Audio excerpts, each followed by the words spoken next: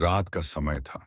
आकाश गहरे नीले रंग की चादर ओढ़े हुए था और दूर दूर तक फैले तारे ऐसे चमक रहे थे मानो किसी ने अंधकार में आशा के दीप जला दिए हों। पहाड़ों के बीच बसा एक छोटा सा ग्राम उस रात असामान्य रूप से शांत था।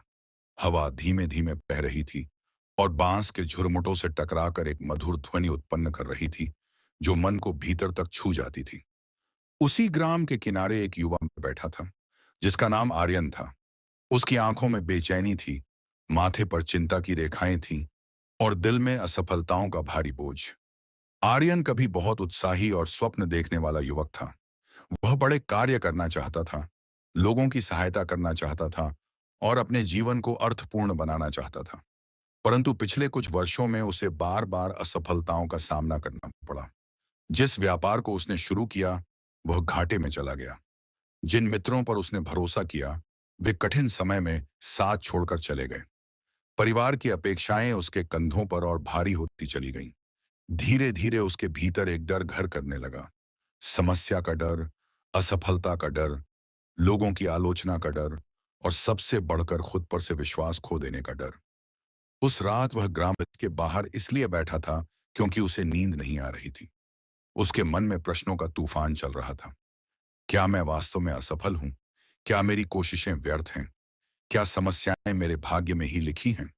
वह इन प्रश्नों से भागना चाहता था, पर वे उसके भीतर गूंजते रहते। उसी समय दूर पगडंडी पर एक शांत आकृति दिखाई दी। वह एक वृद्ध भिक्षु थे, जिनके चेहरे पर अद्भुत शांति और आंखों में गहरी करुणा थी। वे धीरे धीरे चलते हुए आर्यन के पास आकर रुक गए। उनके वस्त्र साधारण थे, पर उनके व्यक्तित्व में एक अजीब सा तेज था। आर्यन ने उन्हें प्रणाम किया। भिक्षु ने मुस्कुराकर उसके सिर पर हाथ रखा और पास बैठ गए। कुछ देर दोनों मौन रहे। वह मौन भारी नहीं था, बल्कि ऐसा था जैसे कोई भीतर के शोर को शांत कर रहा हो। अंततः भिक्षु ने पूछा, पुत्र, तुम्हारी आंखों में इतना भय क्यों है? आर्यन ने पहली बार महसूस किया कि कोई उसके भीतर के डर को देख पा रहा है। उसने धीमी आवाज में कहा, गुरुदेव, मैं समस्याओं से घिर गया हूं। जितना भागता हूं वे उतनी ही तेजी से मेरा पीछा करती हैं। अब मुझ में सामना करने का साहस नहीं बचा। भिक्षु ने आकाश की ओर देखा और बोले, क्या तुम उन तारों को देख रहे हो? वे अंधकार से डरकर छिप नहीं जाते। अंधकार जितना गहरा होता है उनका प्रकाश उतना ही स्पष्ट दिखाई देता है। समस्या अंधकार है और विश्वास प्रकाश। जब तुम डरते हो तुम अपना प्रकाश बुझा देते हो। आर्यन ने प्रश्नवाचक दृष्टि से उनकी ओर देखा। भिक्षु ने एक छोटी सी कथा सुनानी शुरू की। उन्होंने कहा, बहुत समय पहले एक जंगल में एक छोटा सा हिरण रहता था। वह अत्यंत सुंदर था, परंतु बहुत डरपोक था।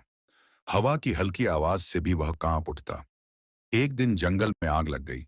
सारे पशु भागने लगे। हिरण भी भागना चाहता था, पर डर के कारण वह दिशा ही भूल गया। तभी उसने देखा कि एक छोटा सा पक्षी अपनी चोंच में पानी भरकर आग पर डाल रहा है। हिरण ने आश्चर्य से पूछा, क्या तुम सच में सोचते हो कि इससे आग बुझ जाएगी? पक्षी ने उत्तर दिया, शायद नहीं, पर मैं डर कर बैठा नहीं रहूंगा। मैं अपनी पूरी शक्ति से प्रयास करूंगा। उस क्षण हिरण को समझ आया कि डर उसे बचा नहीं सकता, पर साहस उसे दिशा दे सकता है। भिक्षु ने कथा समाप्त की और आर्यन की ओर देखा। उसकी आंखों में हल्की चमक उभरने लगी थी। भिक्षु बोले, समस्या से भागना उसे और बड़ा बना देता है। उसका सामना करना उसे छोटा कर देता है। तुमने समस्याओं को पर्वत बना लिया है, जबकि वे केवल पत्थर हैं जिन्हें हटाया जा सकता है।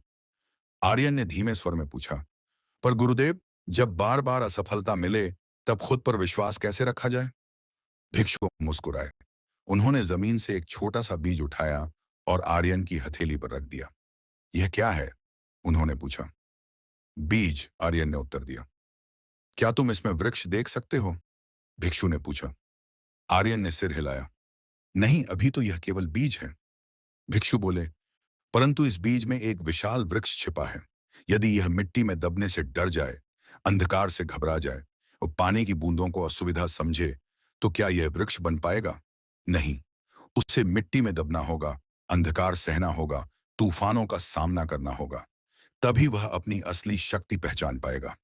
ठीक वैसे ही तुम्हारी असफलताएं तुम्हें दबाने नहीं, तुम्हें उगाने आई हैं। आर्यन की आंखों से आंसू बहने लगे। पहली बार उसे लगा कि उसकी समस्याएं शत्रु नहीं, शिक्षक हैं। भिक्षु ने आगे कहा, खुद पर विश्वास रखना कोई बाहरी उपदेश नहीं है, यह भीतर का अनुभव है। जब तुम गिरते हो और फिर उठते हो, तब विश्वास जन्म लेता है। जब तुम डर के बावजूद आगे बढ़ते हो, तब विश्वास मजबूत होता है। उस रात आर्यन ने भिक्षु के साथ लंबी बातचीत की। भिक्षु ने उसे ध्यान करना सिखाया, अपनी सांसों पर ध्यान केंद्रित करना सिखाया और अपने विचारों को बिना भय के देखना सिखाया। उन्होंने कहा, डर एक विचार है, संदेह नहीं। सेसेनिसम इसेरिन। उसे आने दो, जाने दो, पर उसे अपना स्वामी मत बनने दो। धीरे धीरे रात बीतने लगी। पूर्व दिशा में हल्की लालिमा दिखाई देने लगी। पक्षियों की चहचहाहट सुनाई देने लगी। एक नई सुबह जन्म ले रही थी। आर्यन ने महसूस किया कि उसके भीतर भी एक नई सुबह हो रही है। कुछ दिनों बाद उसने अपने जीवन की समस्याओं का सामना करना शुरू किया। उसने अपने व्यापार की गलतियों को स्वीकार किया और नई योजना बनाई। उसने उन मित्रों को दोष देना बंद किया जो उसे छोड़ गए थे और नए संबंधों को समझदारी से बनाना सीखा। उसने परिवार की अपेक्षाओं को बोझ नहीं, प्रेरणा के रूप में देखना शुरू किया। हर दिन वह थोड़ा थोड़ा साहस जुटाता, थोड़ा थोड़ा विश्वास बढ़ाता। एक दिन वह उसी स्थान पर फिर बैठा था जहां उसने पहली बार भिक्षु से मुलाकात की थी। इस बार उसकी आंखों में भय नहीं, शांति थी। उसे महसूस हुआ कि समस्याएं अभी भी हैं, पर अब वे उसे डराती नहीं। वे केवल जीवन की राह पर रखे हुए पत्थर हैं जिन्हें पार करना है। उसी समय उसे दूर वही भिक्षु दिखाई दिए। आर्यन दौड़कर उनके पास गया और उनके चरणों में झुक गया। उसने कहा, गुरुदेव, समस्याएं अब भी आती हैं, पर मैं उनसे डरता नहीं। मैं खुद पर विश्वास करना सीख गया हूं। भिक्षु ने उसे उठाया और कहा, यही जीवन का मार्ग है। समस्या से मत डरो, विश्वास को अपना साथी बनाओ। जब तुम स्वयं पर विश्वास करते हो, तब समस्त संसार तुम्हारी सहायता करने लगता है। आर्यन ने पूछा, क्या डर कभी पूरी तरह समाप्त हो जाता है? भिक्षु ने उत्तर दिया, डर समाप्त नहीं होता, पर उसका प्रभाव समाप्त हो जाता है। जैसे आकाश में बादल आते हैं और चले जाते हैं, वैसे ही डर भी आता है और चला जाता है। पर आकाश कभी विचलित नहीं होता। तुम्हें आकाश बनना है, बादल नहीं। समय बीतता गया। आर्यन का जीवन बदलने लगा। उसने अपने अनुभवों से दूसरों को प्रेरित करना शुरू किया। वह लोगों को बताता कि समस्याएं शत्रु नहीं, मार्गदर्शक हैं। वह उन्हें सिखाता कि खुद पर विश्वास रखना सबसे बड़ी शक्ति है। ग्राम के लोग उसे अब एक नए दृष्टिकोण से देखने लगे। वे कहते, यह वही युवक है जो कभी डरता था और आज दूसरों को साहस सिखा रहा है। बाहर वसेरा ने मायगा। पर आर्यन जानता था कि यह परिवर्तन किसी चमत्कार से नहीं, बल्कि छोटे छोटे साहसिक कदमों से आया है। एक शाम जब सूर्य अस्त हो रहा था और आकाश सुनहरे रंग में रंगा हुआ था, आर्यन ने अपने जीवन की यात्रा पर विचार किया। उसे याद आया वह रात जब वह डर से कांप रहा था। यदि उस रात वह भिक्षु से न मिला होता, तो शायद वह आज भी डर के अंधकार में भटक रहा होता। पर उसने यह भी समझ लिया था कि भिक्षु केवल मार्ग दिखा सकते हैं, सिस्कोमत है, चलना उसे स्वयं ही पड़ता है। उसने आंखें बंद की और गहरी सांस ली। उसे भीतर एक अडिग शांति महसूस हुई। उसे लगा जैसे वह स्वयं से कह रहा हो, समस्या आएगी, मैं उसका स्वागत करूंगा। असफलता आएगी, मैं उससे सीखूंगा। डर आएगा, मैं उसे समझूंगा, क्योंकि अब मुझे खुद पर विश्वास है। उस क्षण उसे एहसास हुआ कि जीवन का वास्तविक विजय किसी समस्या के समाप्त होने में नहीं, बल्कि अपने भीतर साहस और विश्वास के जन्म लेने में है। जब विश्वास जागता है, तब सबसे कठिन राह भी सरल लगने लगती है। जब मन निडर होता है, तब अंधकार भी प्रकाश का मार्ग बन जाता है। रात फिर उतर आई थी, पर इस बार अंधकार उसे भयावह नहीं लगा। उसे पता था कि अंधकार के पीछे अनगिनत तारे हैं, ममसिबी के नहीं, जो केवल उसके देखने की प्रतीक्षा कर रहे हैं। उसने आकाश की ओर देखा और मुस्कुरा दिया। उसकी मुस्कान में एक संदेश छिपा था, समस्या से डरना छोड़ो, खुद पर विश्वास रखो, क्योंकि तुम्हारे भीतर वह शक्ति है जो किसी भी अंधकार को प्रकाश में बदल सकती है। रात का अंधकार धीरे धीरे वन को अपने आगोश में ले रहा था। पेड़ों की लंबी परछाइयां धरती पर ऐसे फैल रही थी जैसे किसी ने काले वस्त्र बिछा दिए हों। हवा में ठंडक थी, पर उस ठंडक के बीच भी एक अजीब बेचैनी तैर रही थी। उसी वन के किनारे एक छोटा सा विहार था जहां दीपक की लौ टिमटिमा रही थी। उस विहार में भिक्षु ध्यान में लीन थे, पर एक युवक था जिसकी आंखों में ध्यान नहीं, अर्थ था, थिंग, डर था। उस युवक का नाम आनंद था। वह दूर के गांव से आया था, पर उसके कदमों में स्थिरता नहीं थी। वह हर आवाज पर चौंक जाता, हर छाया से घबरा जाता। उसके भीतर एक ही प्रश्न बार बार उठता, क्या मैं जीवन की समस्याओं का सामना कर पाऊंगा? आनंद पहले ऐसा नहीं था। कभी वह हंसमुख, साहसी और आत्मविश्वासी था, पर जीवन ने उसे ऐसे मोड़ पर ला खड़ा किया था जहां असफलताओं ने उसके आत्मविश्वास को तोड़ दिया था। खेत में सूखा पड़ा, व्यापार में घाटा हुआ, मित्रों ने साथ छोड़ा और परिवार की उम्मीदें उसके कंधों पर बोझ बन गईं। हर असफलता ने उसके मन में एक नया डर बो दिया। वह सोचने लगा कि शायद वह कमजोर है, शायद वह हारने के लिए ही बना है। एक दिन गांव के एक वृद्ध ने उसे सलाह दी कि वह वन के विहार में जाकर एक ज्ञानी भिक्षु से मिले। कहा जाता था कि वहां एक महान गुरु रहते हैं, जिनकी वाणी से भय शांत हो जाता है। उसी आशा में आनंद वहां पहुंचा था। विहार के प्रांगण में प्रवेश करते ही उसने देखा कि एक वृक्ष के नीचे एक शांत व्यक्तित्व बैठा है। उनका चेहरा स्थिर था, आंखें बंद थीं, पर उनके चारों ओर ऐसी शांति थी जैसे समय भी वहां रुक गया हो। आनंद ने धीरे से पास जाकर प्रणाम किया। गुरु ने आंखें खोलीं और उसे देखा। उस दृष्टि में न प्रश्न था, न निर्णय, सिर्फ करुणा थी। आनंद की आंखों से आंसू बह निकले। उसने कहा, गुरुदेव, मैं डर गया हूं। जीवन की समस्याएं मुझे हर ओर से घेर रही हैं। मैं भागना चाहता हूं, छिप जाना चाहता हूं। मुझे लगता है कि मैं कुछ भी नहीं कर सकता। गुरु ने शांत स्वर में पूछा, तुम किससे डरते हो, समस्या से या अपने भीतर की कमजोरी से? यह प्रश्न आनंद के हृदय में उतर गया। उसने कभी इस तरह सोचा ही नहीं था। वह हमेशा समस्याओं को दोष देता रहा, पर शायद असली संघर्ष उसके भीतर था।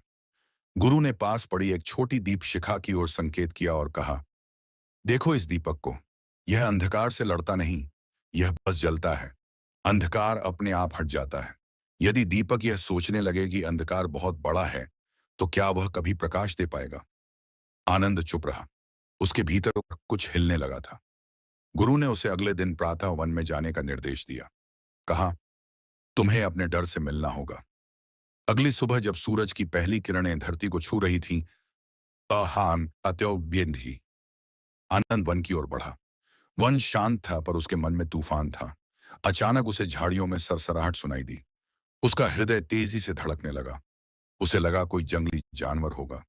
उसके कदम रुक गए। भागने का विचार उसके मन में आया।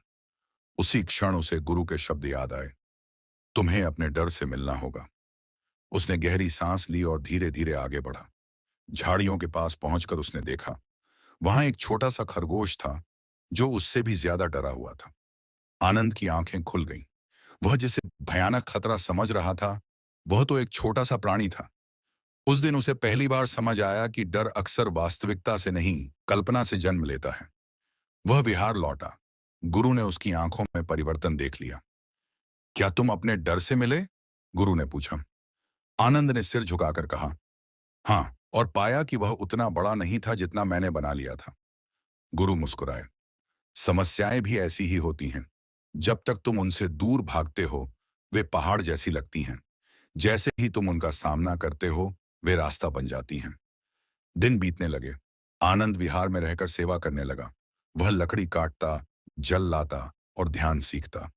धीरे धीरे उसका मन शांत होने लगा। पर जीवन की परीक्षा अभी बाकी थी।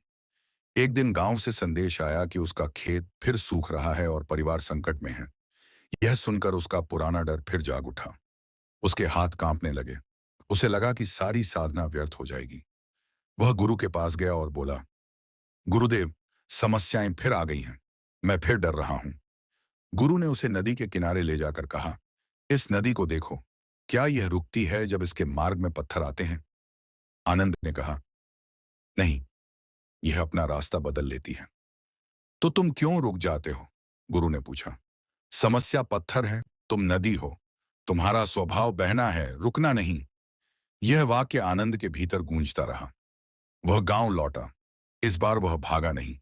उसने सूखे खेत को देखा, मिट्टी को हाथ में लिया और समाधान खोजने लगा। उसने पास के गांव से जल लाने का उपाय किया, नहर खोदी और दूसरों की मदद ली। काम कठिन था, पर उसका मन स्थिर था।